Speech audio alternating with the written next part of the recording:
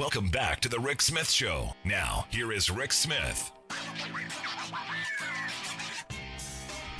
So, looks like the house of cards coming down. I mean, and quickly. Every day, something new. Today, the University of Toledo, this is, I guess, the big news. They have stripped Rudy Giuliani and Michael Flynn of their honorary degrees. Yes, Rudy was honorary class of 2003. They gave him a law degree. After 9/11, hey, you know, he was America's mayor. Why not?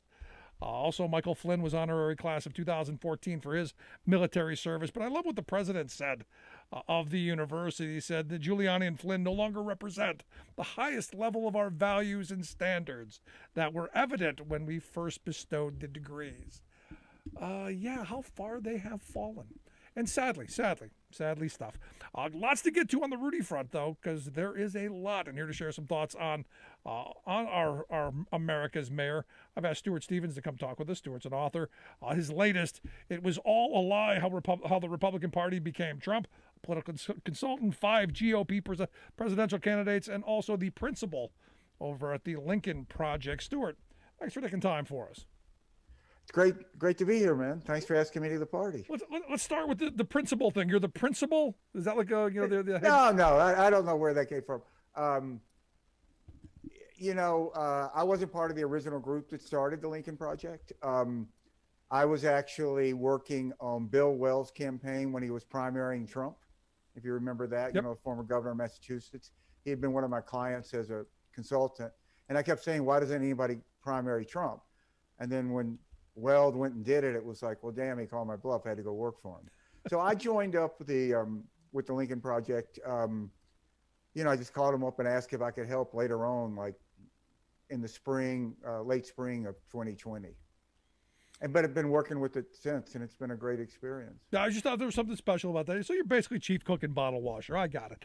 But I want to get to the Giuliani stuff. I mean, it's a little slap on the wrist taking the degree away. That's just kind of a little knock. But we find out today that, one of his former bagmen, this Igor Fruman, a year in prison. The other guy, he's going to jail too.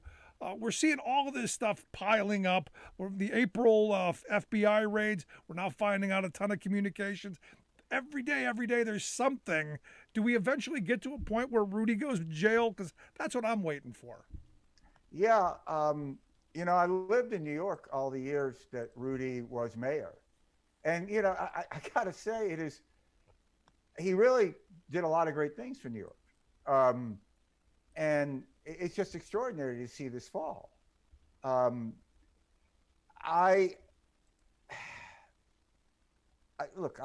think there was a plot to overthrow the government of the United States. Right.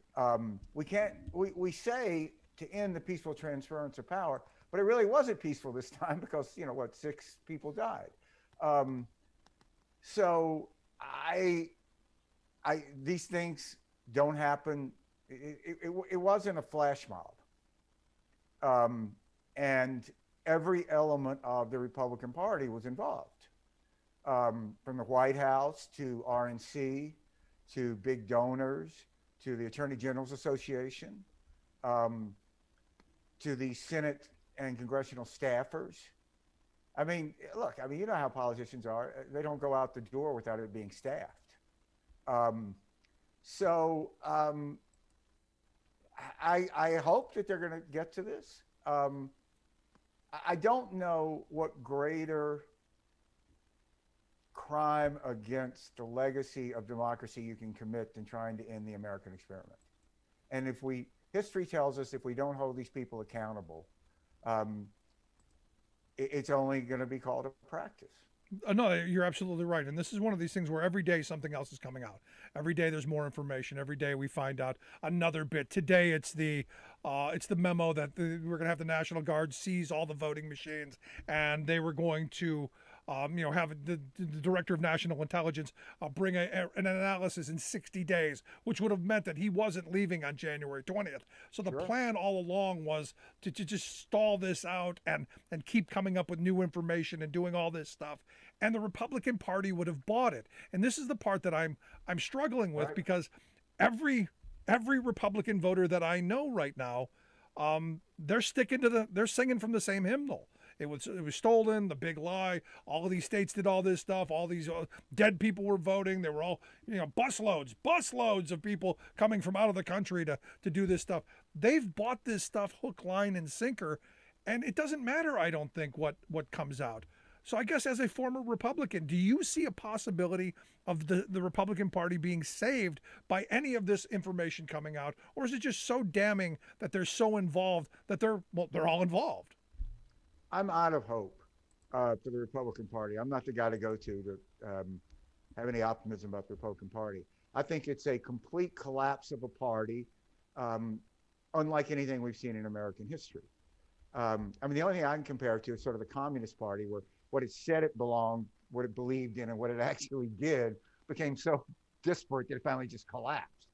I tell you what, I was thinking about this last night for some reason. 57% of the House Republicans voted not to certify. Right. As far as I can tell, every one of them has benefited from that vote as far as their standing in the party. So what's to say next time it won't be 75%? I know, we talk about this a lot, but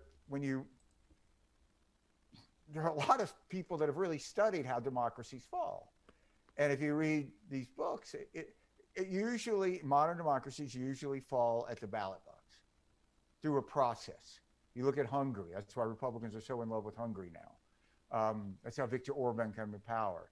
It's less with tanks and planes like Chile falling under Allende. It's a slow process. And this is, my greatest worry here is there are these buffoonish figures out there that represent a lot of this movement. Marjorie Taylor Greene, Gopar, Matt Gaetz. But the movement itself is not buffoonish. No.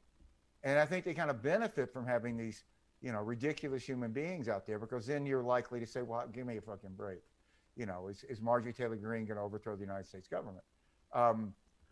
But they're very patient. They're well funded. They have a broad propaganda network, and they think they're going to win. And I, sitting here today, I'd like to tell you they're wrong, but I think it's still very much up and down. I think it is up and down because I think the moneyed interests haven't been exposed yet. I still think that the people who funded all of this stuff have to be exposed for any of this stuff to come down.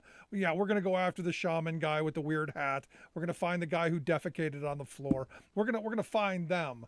But do we find the people who, wrote these memos? Do we know who is behind all this? Are we going to hold Trump accountable? Are we going to hold the people who are funding this whole thing accountable? And I don't have at this moment the confidence to say that we're going to. I hope we do. I really do. But I don't have the confidence to think we're going to. Well, I think you're dead on here. It is a deep corruption. That what strikes me that is just so unbelievable about corporate America is corporate America has a really good deal now. I mean, would you rather be a corporate CEO in the United States of America or Russia? And they fund a lot of these people who are attempting to end government, our relationship to government as we know it, in democracy. And why? Usually people do what's in their best interest, ultimately, and why they can't see that this isn't in their best interest. Some can, but there's still a lot of big corporations out there that are continuing in various ways to funnel money to these people.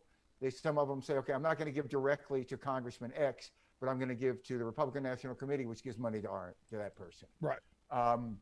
And I think it's feeding the alligator, hoping the alligator eats you last, and that never works. No, do you think because I keep hearing people saying, no, there are good Republicans left. There are good Republicans in the House and in the Senate, and they truly want to do the right thing. But and then there's the excuse. It's Trump. It's the voters. It's whatever. Are those people there? Is there a soul left, or is it all just black? There's no soul left. I'm not sure there ever was a soul. Thank you. And when you say people sell out, it's predicated upon the notion they had something to sell. And I when I worked in the party, I kind of feel like I'm the guy who was working for Bernie Madoff and actually thought we were beating the market. It's like, what? This hasn't happened. All these things that the party said it was for, these kind of core beliefs, personal responsibility, character counts, deficit matters, strong on Russia. I actually believe those things. As it turns out, I don't know what other conclusion to come to except that they were marketing slogans. When you say Chevrolet's the heartbeat of America, you don't take your car to a cardiologist. It's just a slogan. Right. Because I don't think people abandon deeply held beliefs in a few years. I think all it means is that you didn't deeply hold them. Unless there's some evidence. I mean, say, I don't believe in aliens. If an alien lands in my front yard, okay, I believe in aliens. But that didn't happen to the Republican Party.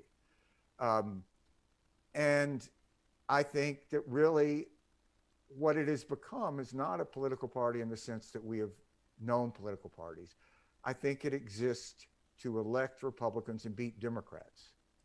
And that's really not what a party is. Parties have an ideological base. They have some sort of coherent theory of government. I mean, say what you will about Elizabeth Warren, she can articulate a theory of government and she'll argue with you all day and she'll do a hell of a job with it. Yeah, no, see, I pine for the days when I had actual conservative friends to argue policy with and the proper role of government. And, because we're in this moment where, 2015, I guarantee you and I are on opposite ends of the table and we're probably, heated in our positions. And in this moment, and I may be wrong, but in this moment now we're looking at, the post-Trump world and possibly the pre-Trump, Trump 2 part of the world. And now we're on the same side going, how do we save just the core function of democracy, policy completely aside? Rick, when I look back at all these ads I made and all these campaigns like about capital gains tax or this or that, it all just seems quaint. I mean, it seems like worrying about like your cholesterol count in a knife fight. I mean, it just seems like, what? This was important? And I mean, what their party now is, Republican Party, in my view, it's really a syndicate. It's a cartel. I mean, no one asks what is the higher purpose of OPEC. It sells oil. You don't ask narco cartels, like, what do you really believe in? Like, they sell dope. Right. And I think that's really where the Republican Party is. It exists to beat Democrats. So then let me ask you this then, because, I know a lot of solidly working class Republicans who, they bought the shirt, they got the hat, they're invested in it. It's my party. And yet, time and time again, the party doesn't deliver on things that would be beneficial to them other than, well, they're not the Democrats. And that seems to be the only message that's fairly consistent. And I keep wondering, how do we reach working class Republican voters who are continually voting just against Democrats without actually getting anything positive in return? Or is that not what it's really about? Well, I think it's the question of the moment. I think you're absolutely right question. I look at the Alabama Senate race of Doug Jones versus Roy Moore, right? So it's almost like a Saturday Night Live sketch. What would it get white Republicans to vote for moderate Democrat? Okay, well, what if the Republican was a child molester? Yeah. And 67% of them still voted for the guy. So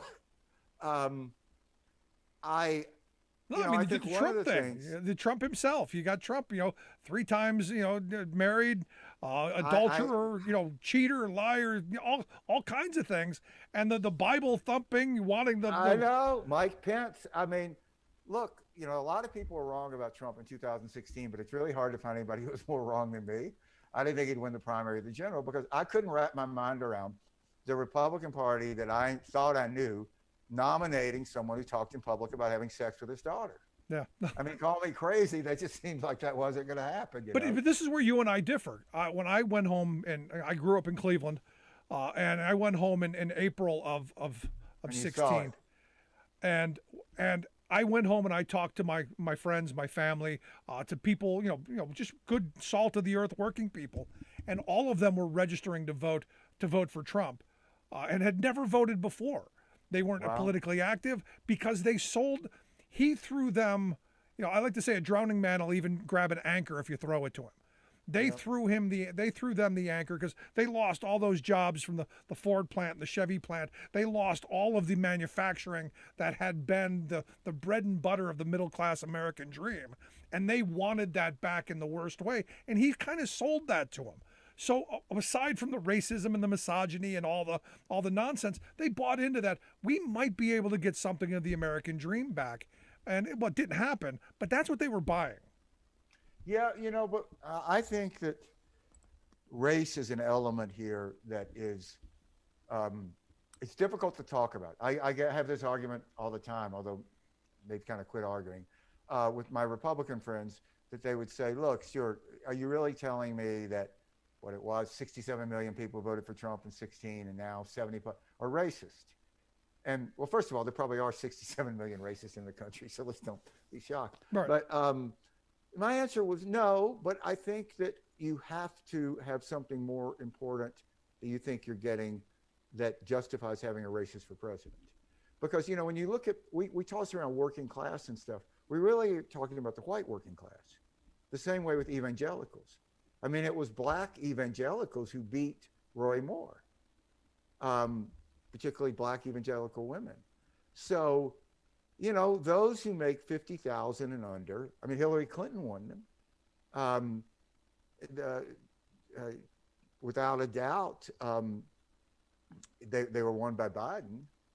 They just weren't, she didn't win 50,000 and under. Biden didn't win white voters. So I think that race is more of an element here than we often talk about.